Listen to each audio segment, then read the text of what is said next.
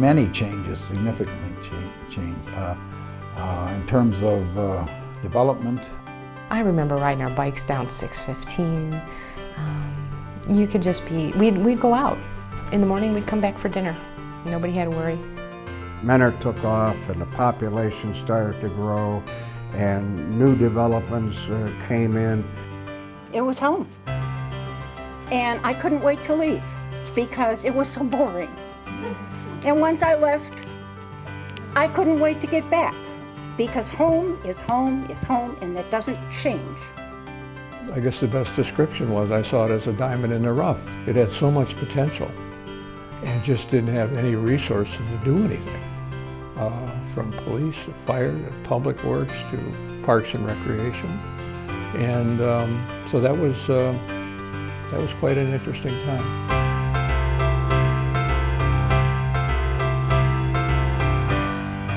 Menor was settled in 1797 when Charles Parker built the first cabin at Menor Marsh. By 1815, the population was large enough for Menor to incorporate as a township. But in 1855, the residents living in the center of the township decided to incorporate, and the village of Menor was formed. 108 years later, the two Menors would come back together, this time resulting in the formation of the city of Menor.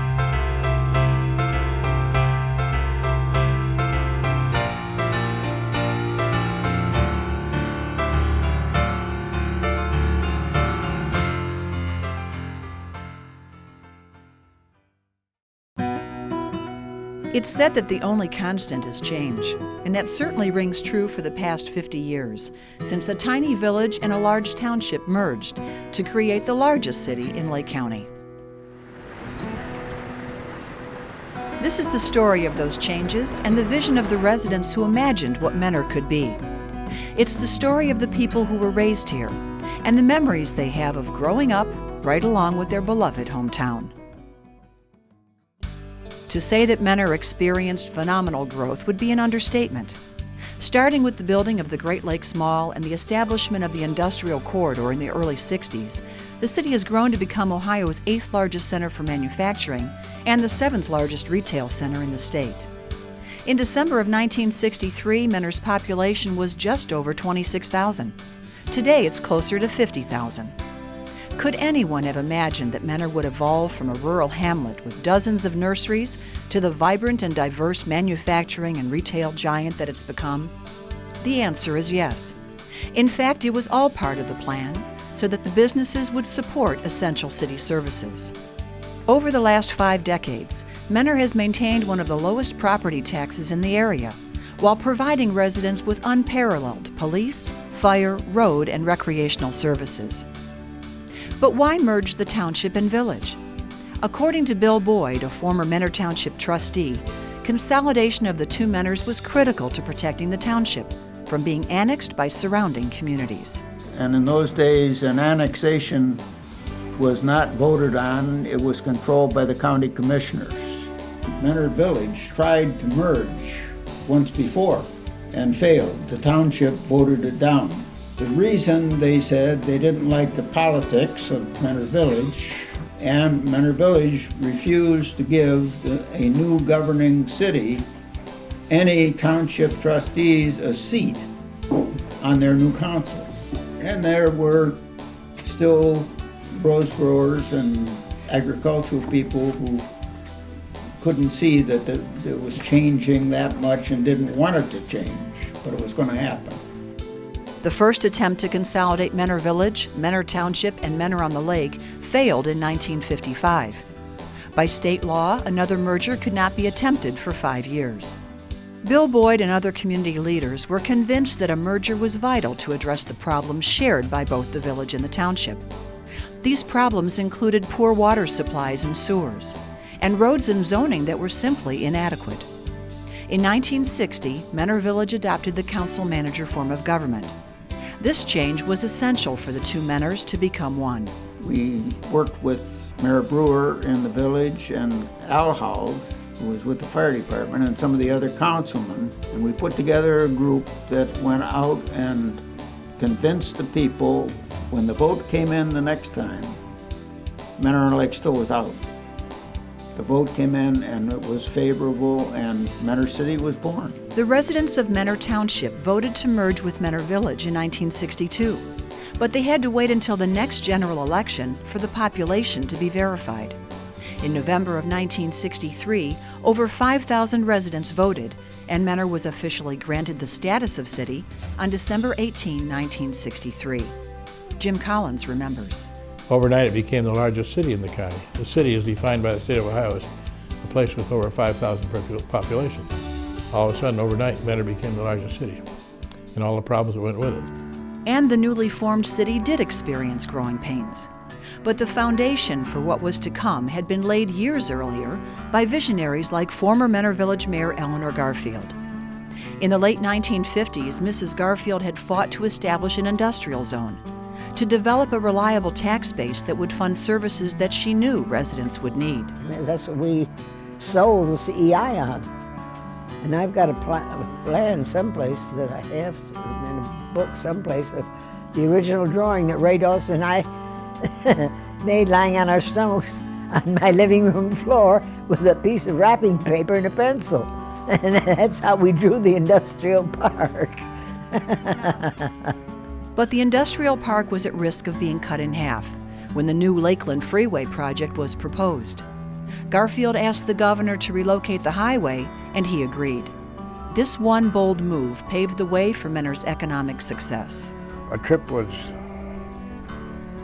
made to Columbus, Ohio. We walked in the governor's office with a few other folks.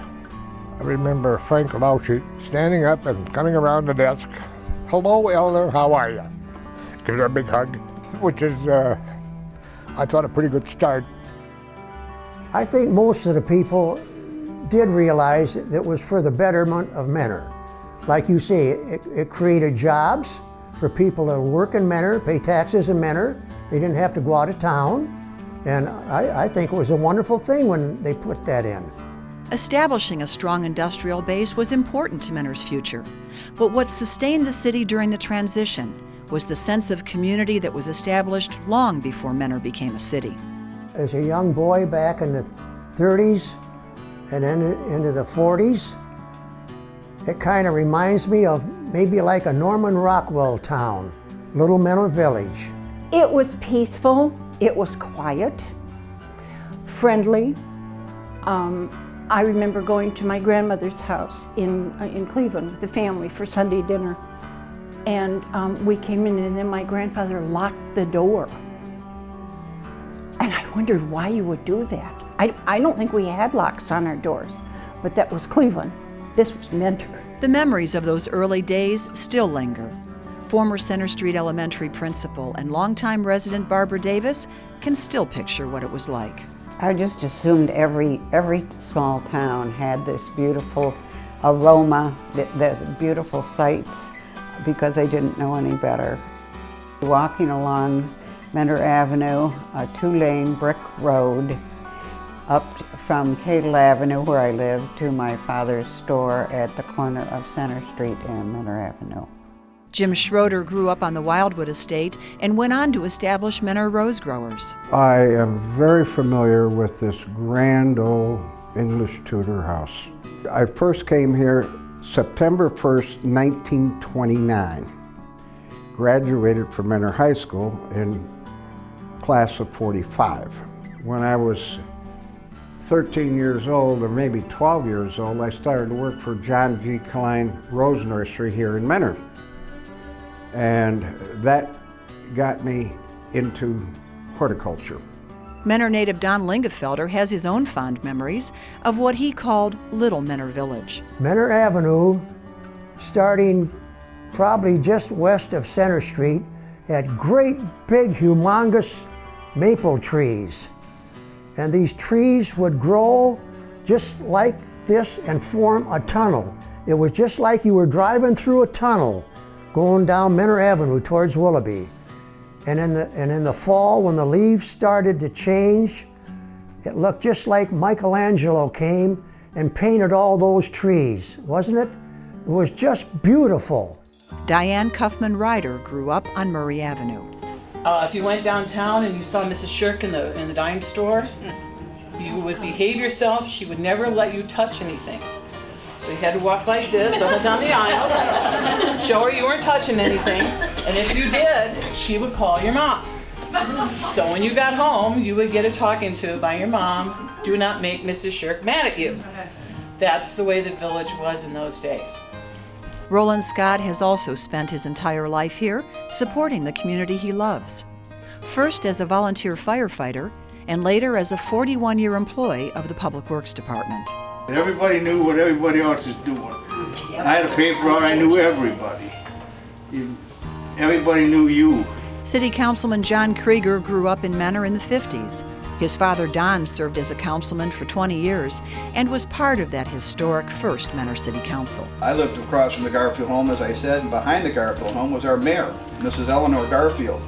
We referred to her as Grandma G, but she also operated out of the village hall at Center Street and Route 20 there, and she always had on her desk a bowl of licorice that you were allowed to take one piece if you showed up there, no more. She was a very elegant lady, very much from the old school as far as manners came first. Sarah Cobelt is a third-generation Menorite. She grew up on Cadle Avenue and still makes her home in the old village. I remember the Charlie chip truck. I remember going to High Trees for 7 and 14 cent, one scoop or double scoop ice cream cones. I remember when the pool opened at Garfield Park, I think before the city took it over, you could safely ride your bike down Menor Avenue to Garfield Park and use the pool in the park. That small-town feeling continued throughout the 60s and 70s. Joe Turpak and his family moved here in 1967 and bought a house on a brand new street called Melshore Drive. Well, it wasn't quite the country, but it was close. There was no complex like this, the Civic Center complex with the fire departments and all. It was kind of a small town feel in 1970. It was, although there were a lot of people in Menor then, 38,000 or whatever it was, it had that small town feel, and most of the roads were two-lane roads. Center Street was 2 lanes. There was no overpasses or grade separations with the tracks. So it was very quaint, and it was charming. And while the quaint roads and rural charm continued to attract new residents, the landscape was already changing. With the influx of industry, city leaders knew that better infrastructure was essential. The utilities had to be improved in the 60s. And I worked for Jerry Osborne, and I worked for an outfit of his called Ohio Diggers. And what we did, we put in all kinds of underground utilities, water lines, sewer lines, gas lines, anything that went underground, we put it in. So we did a lot of that work right in Menor Village. I am probably responsible for tearing up almost every road in Menor Village at that time because I ran a backhoe. I dug the ditches, and people would stand in their front yards and stare and frown at me because I was destroying their street. But that's one of the things I'll never forget that happened. We did have to improve all of the utilities in Menor in those days. Along with the new businesses came more new houses and people to fill them. Well, during the period that we were here, it has grown from village status, which it was just 3 years before we moved here, to a large city. It's now the largest city in Lake County. I think it's very well run. I think that it's a beautiful city, and I think this complex where we're sitting here at the Senior Center is a center and a focal point of the community now. In 1976, construction began on the Civic Center complex, a project that had been in the planning stages for more than a decade. Councilman Don Krieger and Chamber of Commerce members Jim Tonkry and Bob Kroll had championed the project. Bob Kroll reminisced about the idea his wife had to create a civic center in Menor. We were on a vacation. We came back from vacation. We had been up to New England, and Mary saw all these little towns with civic centers. So when she got back, the first thing she did when we got back to work at our little drugstore on Route 20, she said, why can't Mentor have a civic center? All these towns in New England have a place like that, a city where the center activity is right there. So after thinking about it for a while, we thought, why not? After all, the timing might be just right. We just went through our consolidation, and there's a piece of property, this is the piece of property we're talking about, that was available. It might not be available later. So it really was now or never. The property on Center Street was nursery land, where acres of roses grew. It was acquired with the help of Bill Boyd, and the journey toward creating a civic center began. Mentor Council was criticized severely for buying 100 acres in the middle of, we figured out where the geographic center was, and the school, the new high school was there, that was approximately, because Mentor Township and Mentor Village had no real center, not for what was coming. So we bought nursery land and we put together 100 acres. Not only did the Civic Center provide a city hall large enough to serve the young city, but it also gave Mentor a new identity. Fulfilling that vision was made possible because of the help of a lot of people who shared the belief with us that Mentor needed an identity that could coincide with its size and the attitude of a progressive city. The Mentor Chamber of Commerce pushed, and the City Council and administration supported the efforts to make the Civic Center an example of progressive thinking and community pride. And with that progressive mindset, in 1977, City Council hired a new city manager. Mentor was a diamond in the rough at that time. It had so much potential and didn't have any resources to do anything. Pottigill, who grew up in Cleveland and worked as a city manager in Connecticut, brought fresh ideas to the job, which turned out to be just what Mentor needed. You know, when I came, the biggest issue was Mentor was just really cash-strapped. Through the support of the City Council and the citizens, of course, that had to vote an increase in the income tax on the ballot and got a 0.5% increase in the income tax, which allowed us to do a number of things. Improving city services was at the top of Pottigill's list. Police, fire, and road services all needed to be upgraded. Our snow removal was just terrible in those days because there was no equipment. We had 4 plows to plow this whole city, and because of the income tax, we were able to increase that to 16 plows, which obviously allowed us to plow the city out in, probably about 4 hours as compared to 16 hours, which was the previous time frame we were working with. Don Bittner was hired in 1978 as a mechanic to maintain city equipment. He retired from that position 20 years later. When I started with the city, we were only responsible for about 113, I think, or 114 pieces of equipment. By the time I left, we were responsible for over 300 pieces of equipment. We patrolled the city of Mentor when we first came on with 3 men to a shift. We had 3 cars. The police staff had also grown since Officer Watson was hired, but not enough to keep up with the city's growth. An additional income tax helped fund the needed improvements, which allowed us to do a number of things, build the new police station, hire 16 additional police officers. We were so understaffed in police, and get new fire trucks and ambulances. And while the nuts and bolts of providing improved services were set into place, Pottigill and City Council knew that to create an outstanding community, the city also needed to provide recreational opportunities that included parks. A number of people had moved from full-service communities like Euclid into Mentor, and they said, well, where are all your facilities? Well, we don't have any. And, that was fairly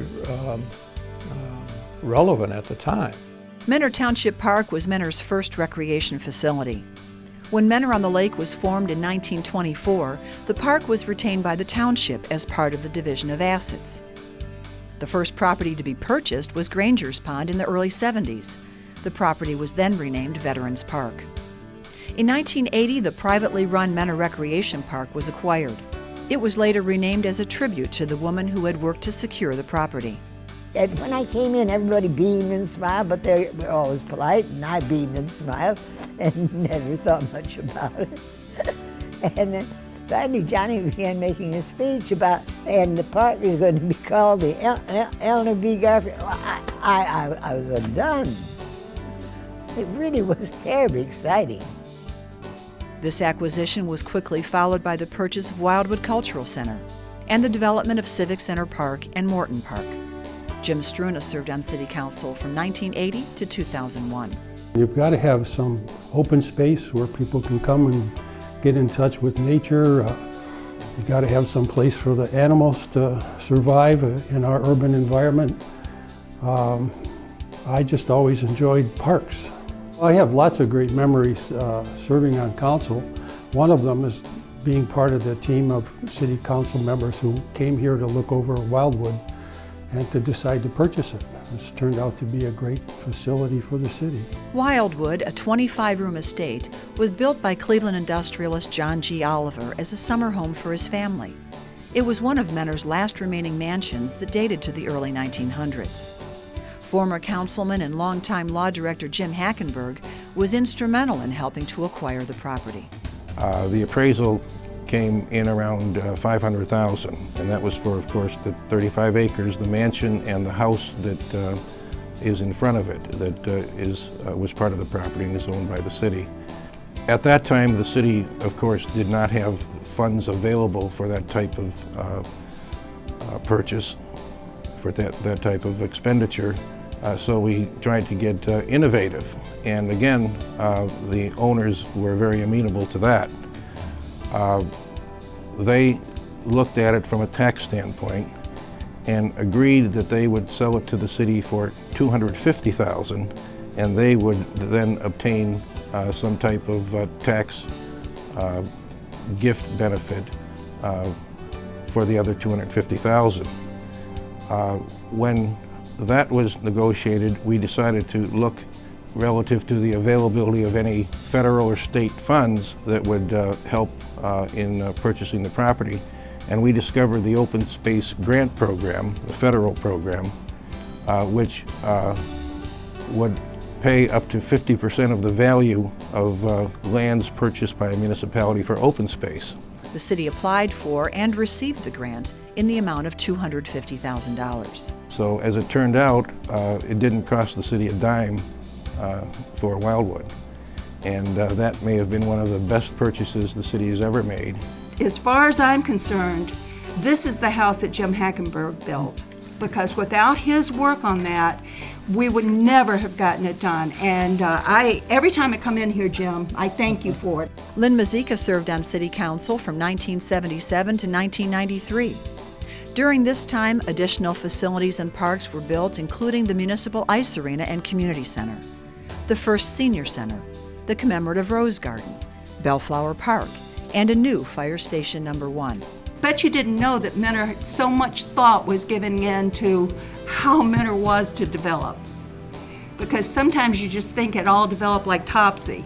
But when you hear people like Bill Boyd talking about all of the thought and the planning that went into the city of Mentor, it really makes you think twice about some of the things that we were able to preserve and save.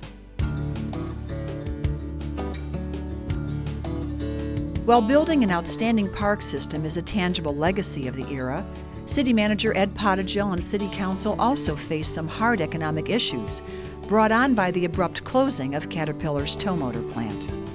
The 1982 closing resulted in the city's decision to focus on economic development, with an emphasis on nurturing the smaller mom-and-pop companies.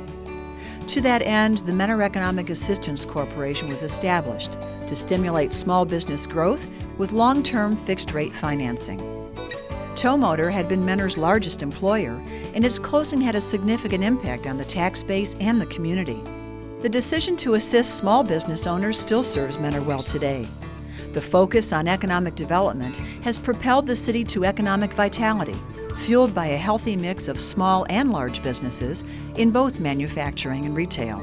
The commercial industrial mix helps the residential people pay their taxes and provide the services that we have. The 1990s ushered in more change. Julian Suso was hired as city manager, and several new faces were elected to city council. But the goals of our local government remain the same: improving services for residents, updating facilities, and adding amenities to complement Mentor's population. Improvements included replacing a second fire station, constructing a new municipal maintenance facility, the renovation and addition to the municipal center, and a new state-of-the-art senior citizen center. Council also addressed the need to improve communications with residents by creating a public information office to publish a quarterly community newsletter, an annual report, a resident guide, and create a government access channel. You're watching MCTV 36, Mentor Community Television. Each of these tools helps to keep residents informed while making government more transparent.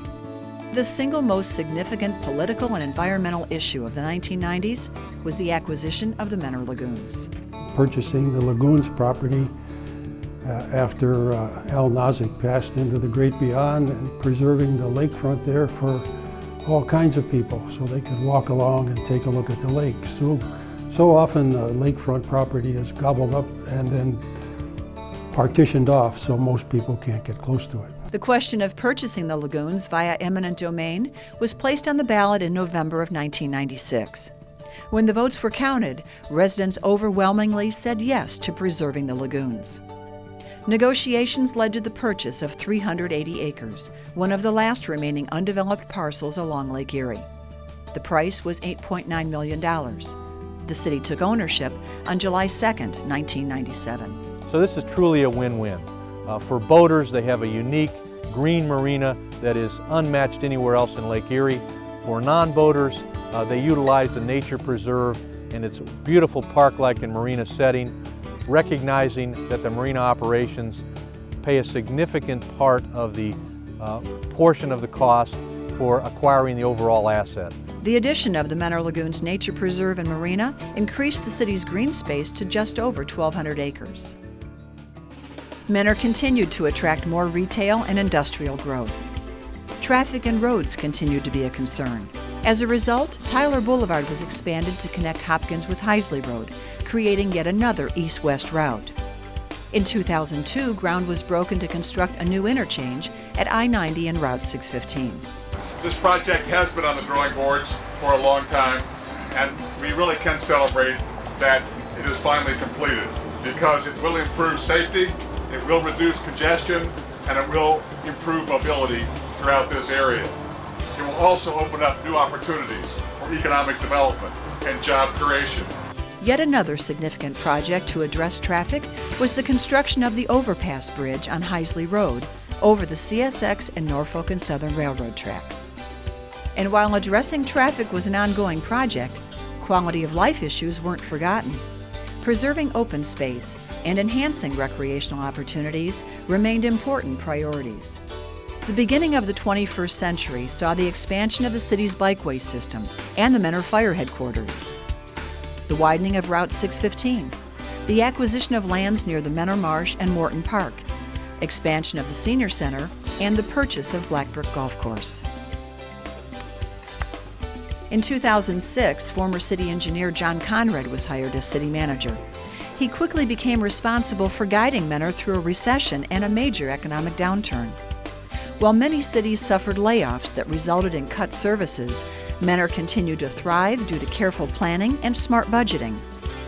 As we look back on the last 50 years, it becomes apparent that our achievements are due to all those who call Mentor home. They are the citizens who serve as elected officials and those that volunteer their time. Everyday people who created a community by capturing the spirit that has made Mentor the city of choice. Even though I retired in Florida, whenever anybody asks me where I'm from, believe me, I'm proud to say I'm from Mentor, Ohio. Barb and I have, in our married years, have traveled all over this country. We've been everywhere. And we were always tickled to death to get back home. Just as Mentor has changed over the last half-century, one thing is certain: it must continue to evolve and change if we are to make a great community even better. Nothing stays the same forever. Everything is always changing. And I think that the change was planned, I think it was orderly, I think it was well financed, well thought out. I think it served the city and its residents very well. Menor's been voted, twice in the last 4 or 5 years as one of the best places to live in America. And granted, we're not perfect, but that comes by no surprise to us that work within the city, and it's not a shock to those that live within the city. We're always looking at ways to strive to be a better community. We're looking at ways to be more efficient, and we're looking at ways to provide better city services. And it really comes from planning, and it comes from ideas. In 2009, Ken Filipiak became city manager, and he was faced with new challenges. Among them, the first major reconstruction of State Route 2, addressing the deer overpopulation, improving Menor's economic climate, and creating a citywide sidewalk maintenance program. As we look back at our last 50 years, it's obvious that Mentor has been very blessed with strong leadership and a vision for the future. I see that vision alive and well today, and I see a quiet confidence among Mentor residents that in this community, anything is possible.